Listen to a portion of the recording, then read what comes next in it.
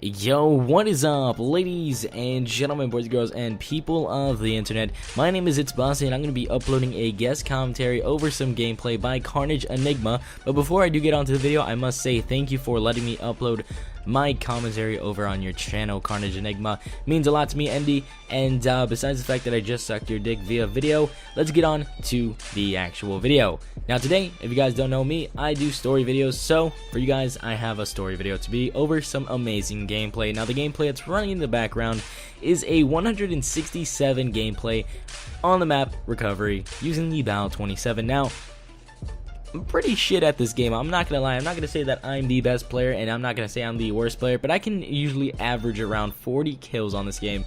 And the fact that he got 160, that's 4 times, yes, I can do math, 4 times plus 7 more than my usual average kills. That's kind of makes me sad. That literally makes me look like the worst fucking player. Literally, he just shitted on my chest, he shitted on my KD, he shitted on everything I fucking stand for on Advanced Warfare. So thank you. Did I just say Warfare? Warfare, my bad, you know, whoops. Thank you for that, Andy. I really needed that, and there goes my self-esteem as my COD career demolishes. So, with that said, let's get on to the story video for today.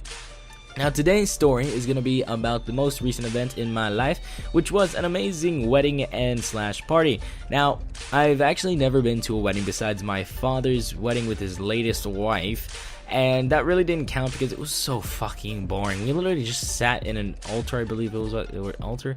I don't fucking know. We just sat there. It was like 30 minutes long. My little sister, whom I fucking hate, I'm sorry, gave the rings, boom.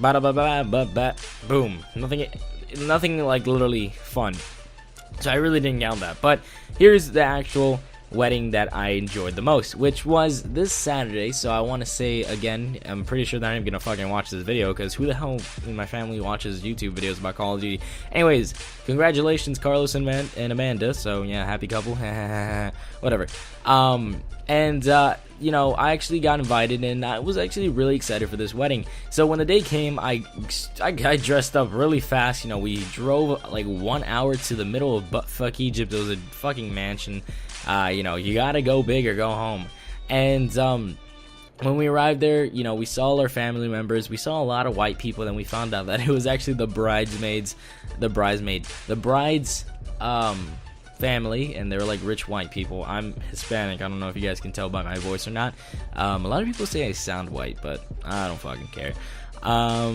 Thanks, I guess. But yeah, so when we got there, you know, we just saw a lot of people. You know, it took a while to get accustomed to everyone just like greeting me. I don't even fucking know who the hell these people were. Some of them said they were my family members. I was like, who the fuck are you? Like, I've known you since you were this small. Yeah, I was never that small, okay?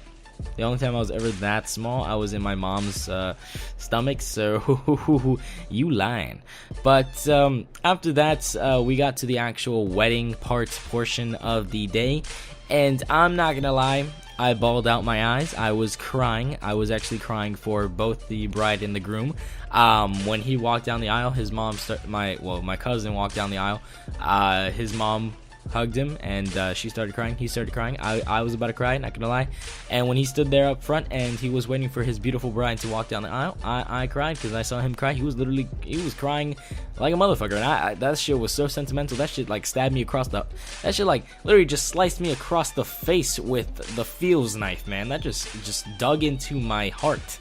And I was literally tearing up for that. But afterwards, that, you know, blah blah blah blah blah, I pronounce you man and wife. That was just a sweet thing. They kissed. They started dancing. Then came the party portion. Now this part, it's a little bit illegal, because besides the fact that everyone who was the age of 14 and up was literally just wasted, except for me, because I was gonna be the responsible one. Yet I was still not the one driving. The bartenders didn't give a fuck about ID. Malibu, cranberry vodka, sex on the beach, blah blah blah. I don't fucking know. I don't even know names of drinks, to be honest. I just kept on getting whatever my brother kept on recommending for me.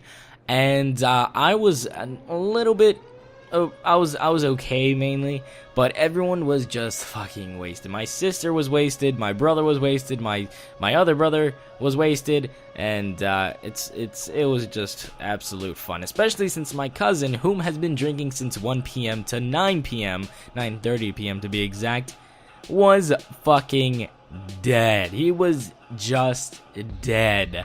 This guy, like, honestly, it was the funniest thing alive. He was giving some fucking inspirational speech that he's gonna be a millionaire, and then he just grabs you, we're gonna be millionaires, you know that.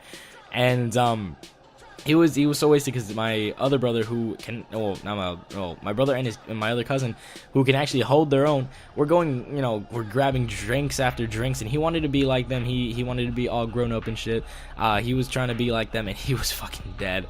And during one of his speeches, he dropped a glass cup, and he's just like, fuck that, I'm gonna be a millionaire. When he like stepped forward, he just slid on it and just fell on the fucking glass. Oh god, that was painful. He literally just pulled it out and started laughing. And afterwards, we had to take him home because he couldn't drive. So I had to carry his ass into the car. Note, he's bigger than me, so that wasn't fun. And I had to drop him into the car, and when we were on our way home, well, his house, to the quote-unquote after party, he thought that the car was his own personal barfing bag, because on the way to his house, we were literally 2 blocks away, and he's just like, guys, yeah, I'm gonna throw up. Can you hold it? Nope, I'm gonna throw up right here. But I'm just like, oh god. Have you ever seen that episode from Family Guy where everyone's just throwing up? That was basically what was happening in the car. We pulled over into a parking lot, and literally, I feel sad. If you guys know what the car, the Lexus IS250F Sport, that shit is so beautiful, and that shit was so disgusting afterwards. It was just god awful. We open the door, and vomit just pours out of the car. Literally, there was vomit on the ceiling of the car, the window of the car, the cup holders in the middle, and the side of the car. Everything was vomiting, and when my brother saw that, he vomited on his own car as well. Me, on the other hand, I have an iron stomach, the stomach of steel, whatever you want to say, and I didn't throw up. I actually took a picture, which I'll probably put up on for the commentary. I'm not sure, maybe I will.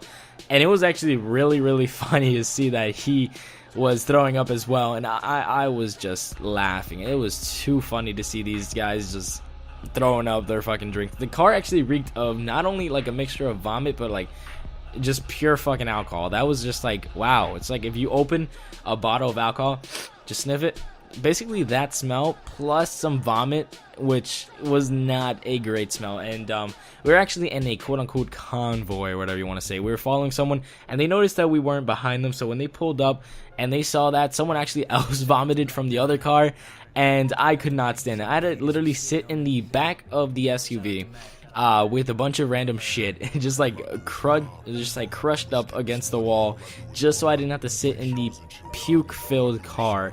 And afterwards, they actually had to carry the guy out of the car. He was knocked out. He wasn't doing anything. He was barely breathing. His heart rate was down, and of course, like, the house was full of nurses, so they like had to take care of him. But he's okay now, thankfully. But oh god, I feel bad for him. He had the worst hangover afterwards. But while he was sleeping all the way until 1 p.m. the next day, there was actually after party going on, and everyone was still turning up, surprisingly. And my sister, who was also mighty drunk, she almost used the closet as a bathroom, and that was just oh god, I had to guide her way correctly.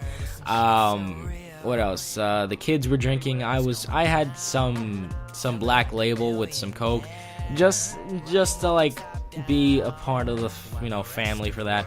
But everyone was just being emotionally drunk, so I could not stand that. So I actually went outside and went on FaceTime with my friend, and that's when the emotional part hit me.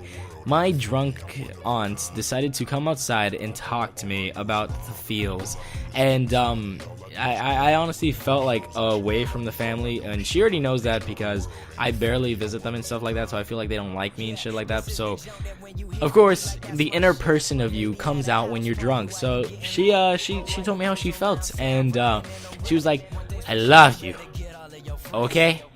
I love you. You my nephew, they my nephew. And he's like, she's like pointing at my brothers and my nephews and stuff like that. It's like, they my nephew, you my nephew, I love you, no matter what, I love you.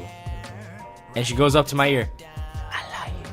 That shit was, oh god. And my friend on FaceTime was fucking crying from laughter. And she like, I love you, Bobby. I'm just like, oh god, fuck me. But that was so bad. I mean, like, I really don't like drunk people when they're in their feels. Like, I don't need to know that you love me. You love me? You love me real nice? You love me. And what else? Besides everyone getting into their feels, another person, not even my aunt, it's my sister's mom, because we have different moms, because we just have the same dad. Her mom decided to go into the fields with me, and she's like, I know you not my kid, but you know what? I love you. You mine.